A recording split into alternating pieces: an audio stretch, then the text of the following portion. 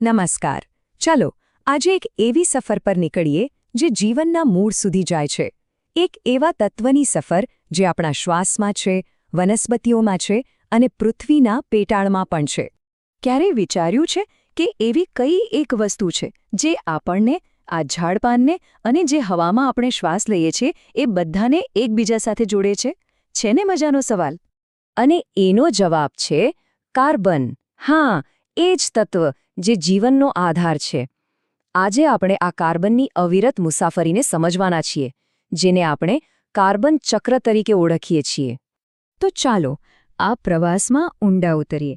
એક વાત યાદ રાખજો, આ કોઈ એવી સફર નથી જે ક્યાંય અટકી જાય. આ તો એક સતત ચાલતું ચક્ર છે જે આપણા ગ્રહને જીવંત રાખે છે. જો સાવ સાદી ભાષામાં કહીએ તો કાર્બન ચક્ર એટલે કુદરતની પોતાની એક સુપર સ્માર્ટ રિસાયકલિંગ સિસ્ટમ.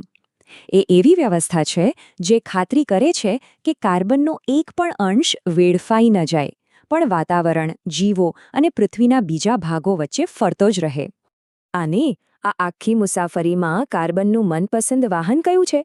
એ છે કાર્બન ડાયોક્સાઇડ એટલે કે CO2. મોટાભાગે કાર્બન આ જ ગેસના રૂપમાં એક જગ્યાએથી બીજી જગ્યાએ પ્રવાસ કરતો જોવા મળે છે. તો સવાલ એ છે કે આ ચક્ર શરૂ ક્યાંથી થાય છે? એની શરૂઆત હવાથી થાય છે, જ્યાંથી જીવન દુનિયા તેને પોતાની અંદર લે છે. ચાલો જોઈએ કે આ જાદુ થાય છે કેવી રીતે. આ અદ્ભુત પ્રક્રિયા છે પ્રકાશ સંશ્લેષણ. જાણે કે વનસ્પતિઓ પૃથ્વીના સૌથી કુશળ રસોઈયા હોય. એ હવામાંથી કાર્બન ડાયોક્સાઇડ લે છે, સૂરજ પાસેથી ઊર્જા ઉધાર લે છે અને બધું ભેગું કરીને પોતાના માટે ખોરાક બનાવે છે. બસ આ જ રીતે કાર્બન હવામાંથી જીવંત દુનિયામાં પ્રવેશે છે. ખરેખર અકલ્પનીય છે આ. પણ વાર્તા અહીં પૂરી નથી થતી. એકવાર કાર્બન કોઈ જીવનો ભાગ બની જાય પછી એ ત્યાં કાયમ નથી રહેતો. ચક્રને ચાલુ રાખવા માટે એણે વાતાવરણમાં પાછા ફરવું જ પડે છે.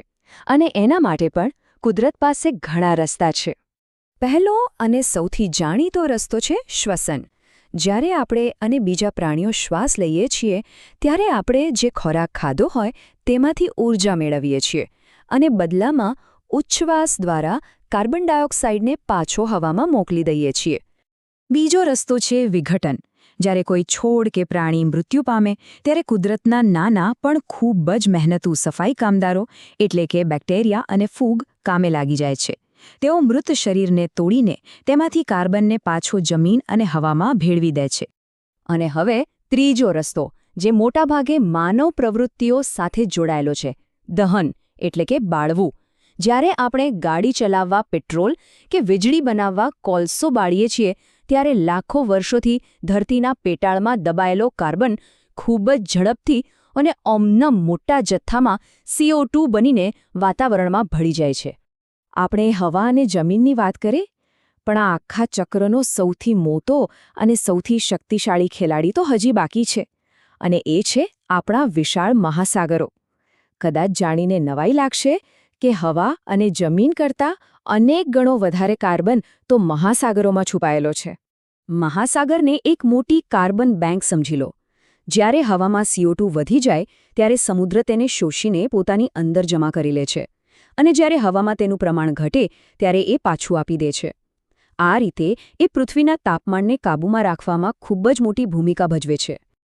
તો જોયું ને કેવી રીતે કાર્બન હવામાંથી જમીન પર, જમીનથી જીવોમાં અને ત્યાંથી પાછો હવામાં અને મહાસાગરોમાં સતત ફરતો રહે છે. આ આખું ચક્ર એક ખૂબ જ નાજુક સંતુલન પર ટકેલું છે.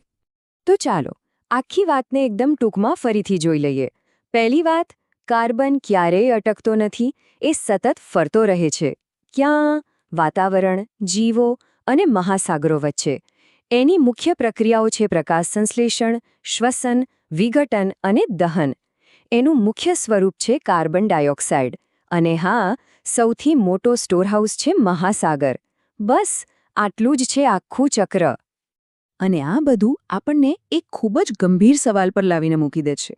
આ કુદરતી ચક્ર તો હજારો લાખો વર્ષોથી સરસ રીતે ચાલી રહ્યું હતું, પણ આપણી પ્રવૃત્તિઓ, ખાસ કરીને અશ્મિભૂત ઈંધણના બેફામ ઉપયોગથી આ સંતુલન બગડી રહ્યું છે. તો સવાલ એ છે કે આ નાજુક સંતુલનને જાળવી રાખવાની જવાબદારી આખરે છે કોની? આ એક એવો પ્રશ્ન છે જેના પર આપણે સૌએ સાથે મળીને ગંભીરતાથી વિચારવું પડશે. મિત્રો, આ છે તમારું પોતાનું YouTube ચેનલ જેરી એજ્યુકેશન ગુજરાતી. જો તમને આ વિડીયોઝથી સાચે જ ફાયદો થતો હોય તો આજે એક નાની રિક્વેસ્ટ છે. YouTube પર હાઇપ નામનું નવું ફીચર આવ્યું છે જેના દ્વારા તમે તમારા ફેવરિટ એજ્યુકેશન ચેનલને વધુ વિદ્યાર્થીઓ સુધી પહોંચાડી શકો છો. તો નીચે હાઇપ બટન પર ક્લિક કરીને થોડા પોઈન્ટ્સ જરૂર આપજો. તમારો આ એક સપોર્ટ આ વિડીયોને હજારો વિદ્યાર્થીઓ સુધી પહોંચાડશે અને મને આવી જ ક્વોલિટી કન્ટેન્ટ બનાવવા માટે મોટિવેશન આપશે.